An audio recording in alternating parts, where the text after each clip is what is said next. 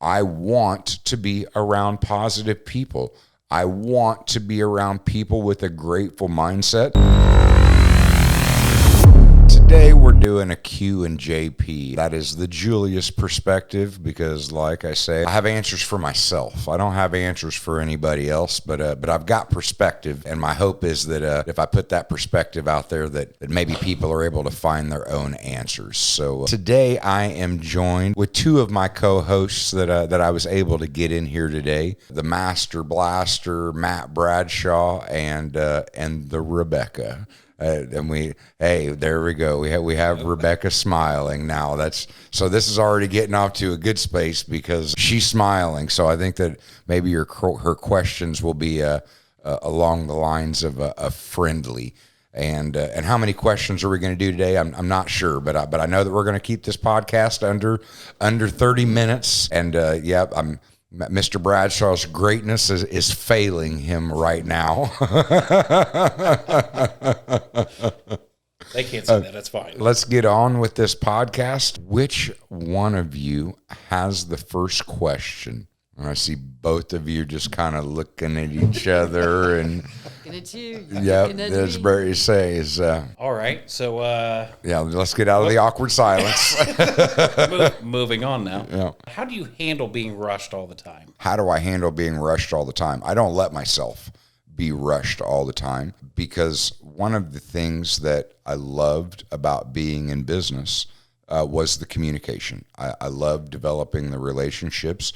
So when I'm putting my schedule together, I try and make sure that I'm building in extra time to leave time for that chit chat. And if the chit chat doesn't occur, okay, well, then I am ahead of schedule. But obviously I'm rarely at a loss for words, and I enjoy that communication. So I kind of build that time into it, knowing that I need to leave that extra time. There are those occasions where, due to scheduling ahead of time and looking at the schedule, that there's no extra time for that.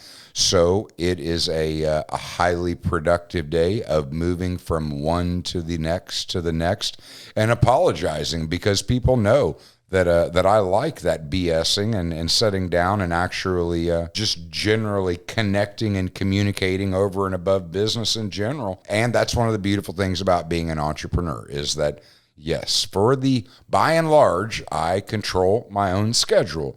And when I left Chrysler for one reason: freedom to bullshit with people, freedom to make my own schedule. And admittedly, inside of the stores, that, I mean, when the rush is on, okay, well, when I was working inside of the stores, I'm going with the flow of the orders just like everybody else. But as I have moved into a higher level of managing teams and moving through the day where my job is to communicate and coordinate, I just try and be conscious of my schedule itself, and I try and line things up so that I'm not rushed because I want to enjoy what I'm doing. And a lot of times it does equal 12, 14, 16-hour days, but I'm enjoying it and I'm communicating with people and I'm trying not to rush. On that said, I do happen to own a business that distributes caffeine. So, I mean, when I'm rushed, when I need the extra energy, I'm just probably drinking more coffee as I'm moving throughout the day. And hey, I mean, I have always kept my plate full because I always figured it was better to be rushing to keep things from falling off the plate rather than panicking for not having enough on my plate. So me being a pretty high-strung individual and as apparently all of you over time have diagnosed me, that I don't even bother to really trying to understand the ADD, ADHD, OCD. I'm me. I'm comfortable with who I am. I'm comfortable in my skin, and I know that I can be pretty intense, and I know that I can ratchet up my movement and my productivity throughout the day. So it's that same way that I tell the employees that I'm realistic. I don't expect 100% out of you all the time because you just can't maintain 100% all of the time. You should be operating at 75, 80%. And then when the rush is on, be ready to ratchet up and go for that 100% to perform to the best of your ability, to move through the course of the day, or in the instances of being in the store, moving through the rushes, and then knowing that you're able to back it down to, I don't want to say idle. I mean, I don't want to pay people to work at idle speed, and I don't want to expect out of myself idle speed, but being fully revved and being rushed, and those times happen, and I've always got the energy and adrenaline to meet the demand. So how do I deal with it? I'm sitting there going, honestly, adrenaline kicks in, and it's kind of what I live for, because it's just yet another challenge that if I'm rushed, it's because I got a full schedule, and that means I'm accomplishing shit. So I don't know. I guess I kind of take that with a grain of salt. I don't really let it bother me too much. I try and add a little bit of levity to it. It's when somebody pisses me off and then rushes me that I'm like, all right, no, that's not going to go well for you. But that's, I guess I'm just being honest. I don't. So now you know how we feel. Well, I mean, don't get me wrong. We've talked about this. I knew that I've long said that I had the ability to radiate my anxiety. And I realized that it was me radiating my energy. And in the moment, I was experiencing anxiety because I would watch the tickets stacking up, the cars stacking up, customers stacking up, and I needed people to move faster so that we were respecting our customers' time and moving to the best of our ability to satisfy customers. So, yeah, in that respect, if I feel like people have backed it off too much or they haven't kicked it up a notch when the pressure's on, yeah, I do have the ability to radiate my energy to proverbially light a fire under people's ass to make them move faster. And that's just, I mean, in certain respects, and you can judge me all you want, but I mean, that is leadership. A leader has got to look back and see everything that is going on. And if they determine that their team is not moving fast enough, well, I mean, you can either get out a lighter and literally light a fire under their ass, or you can radiate your energy and be like, move faster. I mean, and sometimes, most of the time, I'm correct in telling people to move faster. And there are some times that I push the limit, and I think that I'm pretty introspective, and I've recognized those times, and I've backed it down, or at least apologized for pushing or pushing too hard when I shouldn't have, and if nothing else, I'm not perfect. I'm trying to right the wrongs that I see, and I've just long said I spent a lot of time in life being wrong more than I was right, and now I just feel like I'm at a place where I'm right more than I'm wrong. I mean, that's I know that kind of veered off in a whole another direction, but I mean, hey, it is what it is. I'll let Rebecca ask one, and then I got another one for you. Oh, okay. That's what I was about to say, is that yeah, I think we're cruising right along. Okay. See if I can spit this out right. Okay. So we all know you have a perspective. Yes, I definitely. Yes, definitely do. And so does everyone else. We all have a perspective about how things appear. My question is, oh crap, mm-hmm. You're contagious. Because I'm sitting there going, she's getting ready to go into perception versus reality, and then you're going to get into whose perception and whose reality, but I'm not exactly. So it's from an outside view. Yes. Of your business, of you, of how things do, people's perspective from an outsider. Yep. So my question is, what do you think is the biggest misconception that people have? The biggest misconception that people have, honestly, it's probably that and you know what? I'll get some people that'll know me and listen to this and be like, no, it's right on. Look, I know that I'm looked at and perceived as a hard ass, but I also know me, and I know that I know what empathy is, and I know that the empathy that I'm able to feel is my ability to take myself out of my perspective and try and put myself in other people's shoes to see from their perspective. And I think that I'm very good at that. And I'm good at that because I've got a heart, because ultimately I care about people. That said, I have no toleration for excuses. I have no toleration for the victim mentality. I have no respect for the entitlement mentality.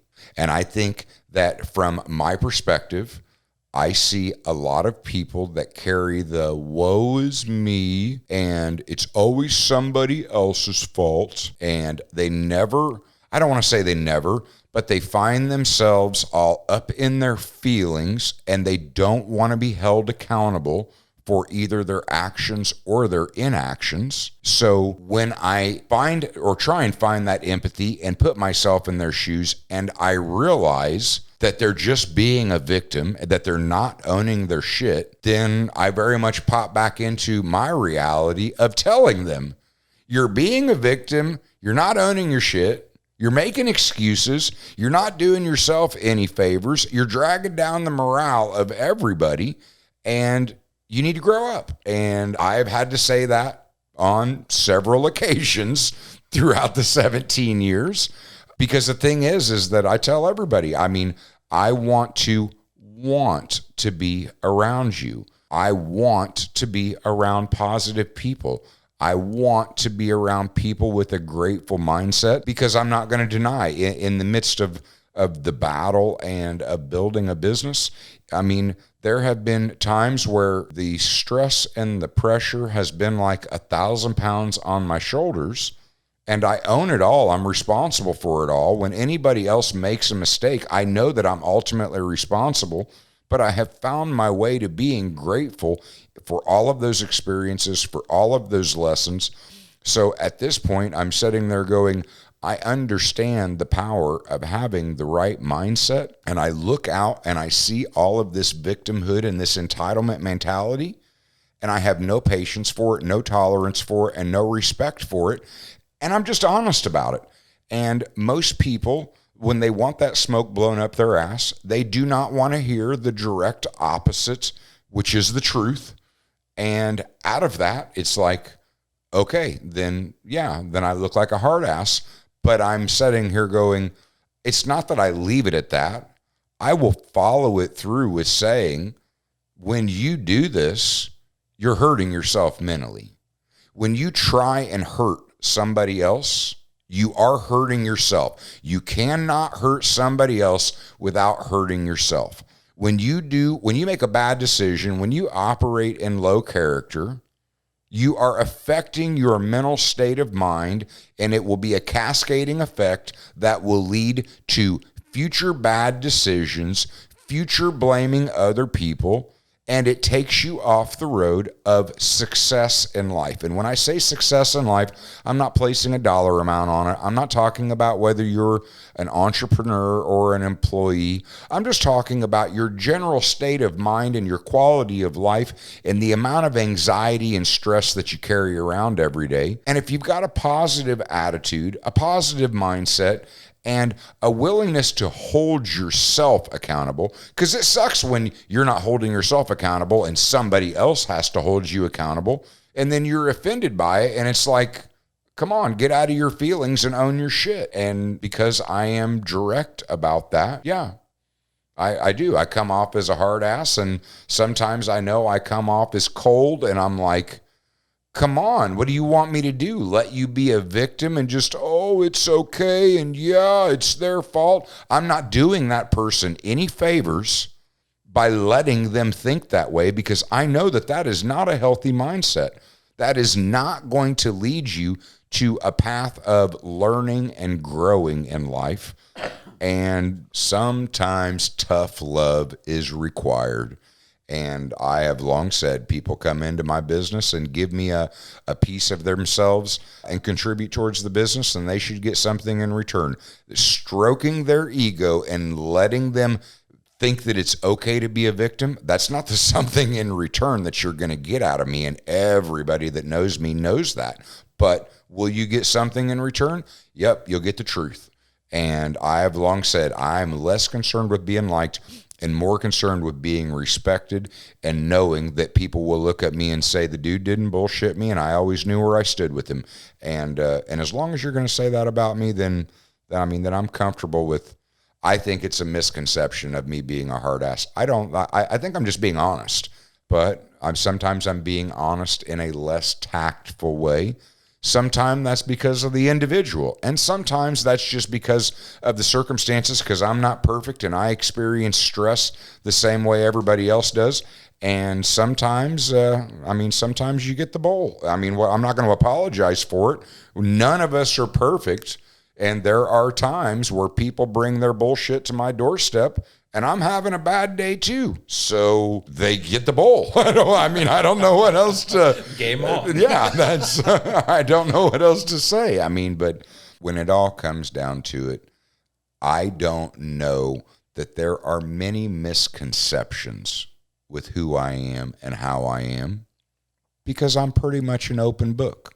I pretty much put it out there for who I am and how I am, because it's important to me to, they talk about being authentic. I just want to be me. I'm like I want to be a straight shooter, but I got to be able to look at myself in the mirror and live with myself.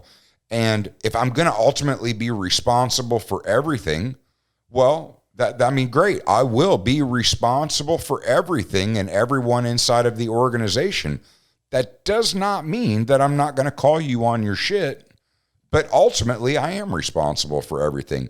So I know if I'm owning it, well, it is, I think it's smart of me to make sure that people are owning it themselves. And if you're in my world and I'm trying to protect my energy, I don't need people in my world that think it's okay to have a negative victimhood entitlement mentality.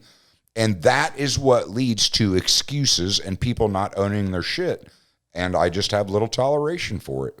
But I also know that I have went out of my way to give the shirt off my back to people that legitimately found themselves in unfortunate circumstances and situations.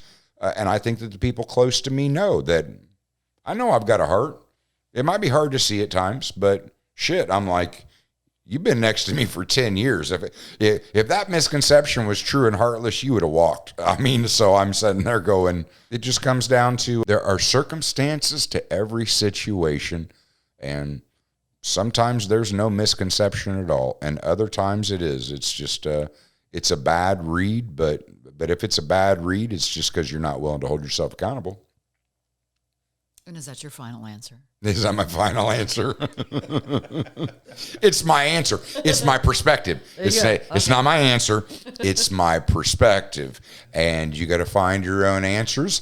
And I'm sure that some people will hear that out of me and be like, yep, that's the same answer they're having. And other people will look at me and be like, what an asshole. And I'm sitting here going, but I'm me. I know that I'm not everybody's cup of tea, but I know that most of those people, that they're sitting back from afar, just making a judgment, because that's human nature to judge.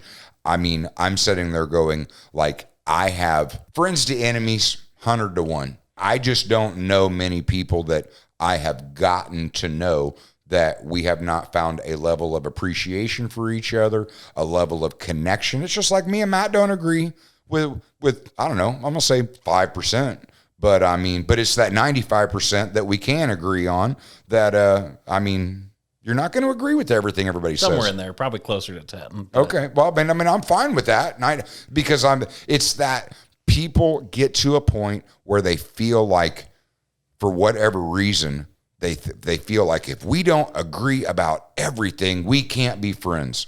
Well, that's ridiculous. Completely. The human mind is so complex that it's okay to disagree. And you know what? It's fucking okay to be offended too. It's like, I just don't like the idea of shutting down ideas. You might disagree with me and say, I'm not being a victim. Well, you know what? Cool. That's the way I'm perceiving it. But the point being, that doesn't mean that I can't have those conversations with people and still have a good relationship with them. It's just, in the moment, I mean, I'm that guy that I want my friends to be straight with me. And my friends, I believe, are straight with me. And then I've had my friends call me on my shit because, again, like I said, I know I'm not perfect. I'm not trying to be perfect. I'm just trying to live my life in a way that I can look at myself in the mirror. And that right there is I don't want to say that. I think everybody's got a dark side and everybody's capable of, but in general, by and large speaking, like, I'm not capable of low character shit because ultimately I need to be able to look at myself in the mirror. I have to be able to live with myself, and that quality of mental and physical life are so important to me that low character shit, that's baggage you got to carry around, and I'm not trying to carry that baggage around. So people perceive me as a hard ass, but I'm like, but I'm not a bad person because I couldn't have that on my conscience. Like, then I could understand carrying around a bunch of stress and anxiety that I just don't carry around. I mean, that's... I like to tell people we have a very acquired taste. But it is. That's what I said. I'm not everybody's cup of tea, but I'm honest with people. I mean, it's like, if the people that are questioning, well, do they appreciate me? Well, I mean, I don't know. Do you appreciate somebody's honest opinion? Are you capable of having an intellectual conversation about something and being prepared to be challenged for your thoughts? I mean, some people don't want that. It goes, and I can't believe I can't remember the name of the movie, but you can't handle the truth. Yeah. No, that's, was it A Few Good Men? I think it might have been A Few Good Men. I don't, yeah, but that's, but yeah, there's people that just can't handle no, because we've come across a couple of those moments where that's. We got a couple coming up. Yeah. Stay tuned. Oh, wow. Okay. Right, my other question, though, was last time we did one of these, we were talking about your hard 75, so I figured you might as well update. My 75 hard, yes. I am day 31 of 75 hard, and it was just like I was telling Brent earlier today, like, working out sucks. Like, I don't know anybody that just wakes up and is like, oh, I can't wait to work preaching to the out. choir right No, I get that. But I don't know of anybody that makes the decision that pushes past that, this is going to suck, and actually works out and gets to the other side of it and is like, man, I wish I wouldn't have done that. No, I mean, like, everybody, if you can will yourself to get up and work out, you get to the other side of the workout, and it's like expending that energy invigorates you, and it increases your energy on the overall. You always feel good that you work out. So in the very beginning, the outside workouts sucked. But you know what? I have developed such an appreciation for Kokomo because of the outside workouts. I am seeing Kokomo from a new perspective because initially I started out running. And I mean, I'm 47 years old. I'm starting to get to a point where, I mean, the ankles and the knees and I mean, the joints really started hurting and swelling. And I'm like, I might not get through the 75 days if I continue on this path because I was never necessarily a runner. I mean, I laugh. I mean, my nickname as a kid was Gasoline Legs. I didn't want to run or walk nowhere. I'm like, man, we got a car, we got bikes. What do I want to walk or run for? But I did notice that as I was doing it, like over the first 10 or 15 days, that I would start running to gauge how far I would run before I ran out of wind. And then I would move into a speed walk. Well, about after 15 days, I was like, you know what? I remember Andy Frisella talking about weighted backpacks and hiking. So I went and I thought, you know what? I can do this. I can speed walk. It doesn't have to be a run. It has to be an exercise. But speed walking by itself, I'm like, yeah, I do that all day long. That's just me burning energy. And actually today, before I did my actual workout, I thought, man, I'm lugging this backpack around. I wonder how much this backpack weighs. And I put it on the scale, and the backpack's about 30 pounds. So it was like, okay, now I know that I'm strapping on this 30 pounds and I'm speed walking for 45 minutes. And I'm honestly, today was kind of because I knew the first couple days I was packing bottles of water in my bag. And okay, I can pack some more bottles and I can pack some more bottles. Well, now the bag's full and I'm like, okay, well, it's maxed at 30 pounds. So now I'm like, well, I could go get 5-pound ankle weights because I figure as I'm going through this whole process, I want the exercise. I want to keep pushing. How do I continue to put more weight on? Because I'm enjoying the speed walking, waiting. And when I'm coming back just drenched, soaked. So I'm like, it's a good workout, and I'm seeing Kokomo from a view and perspective that I love. Then we get to, it's 2 45-minute workouts. Well, the evening workout, I'm working out inside the house. And that sucks more than the outside workout because it's the end of the day, and it's always around dinner time. And I will say it goes easier before dinner, but if you try and work out after dinner, it really sucks. But at the end of it all, I am literally at 47 years old, at day 31, I'm in the best shape of my life. I mean, I said that on my birthday on March 3rd. Mentally, mental health, physical health, dental health, and gut health. Quality of life. I am in the best shape of my life. And I have been, like, I'm not going to deny, I'm not like pushing full tilt on my workouts because I'm sitting here very adamant that I'm going to make it through these 75 days. And at 47 years old, I'm being very conscious not to break anything or hurt myself or break myself down. But I'm going to be honest, like when I say I'm going to be honest, I will probably never do this again because for 47 years old, everything that I know about health and cortisol release, that 45-minute-a-day workouts are not the best thing for me. I need to be in that 20 to 30-minute range because you start stressing your body to a point that your body releases cortisol, and then it becomes counterproductive to continue to work out like that.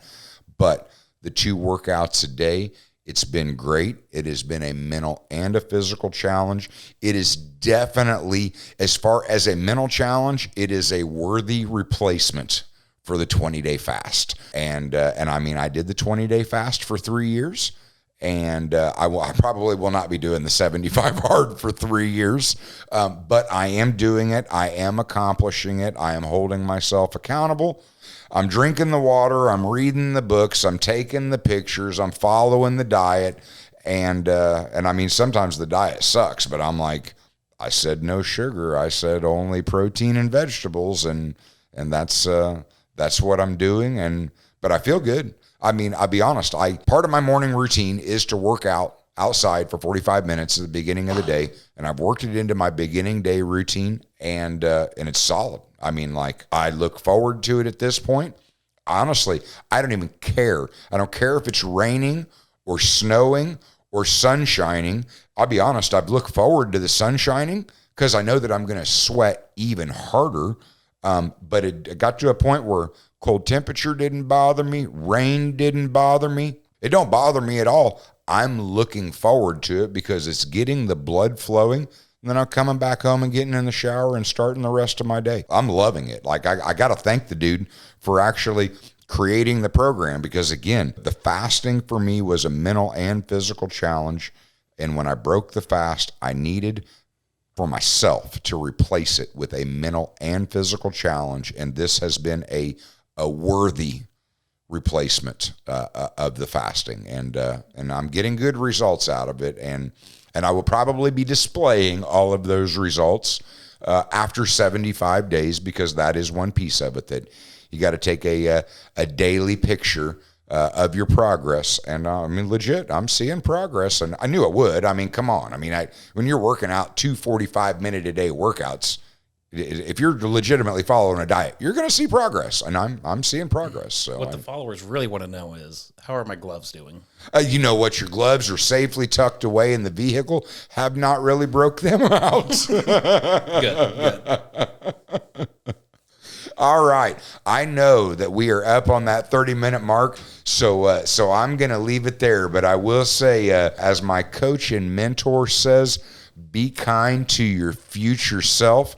And maybe you don't do 75 hard, but you definitely should do things to mentally and physically challenge yourself because the world is going to mentally and physically challenge you, and you're in a better place if you just go ahead and challenge yourself. You guys have a good night. We'll talk to you next time.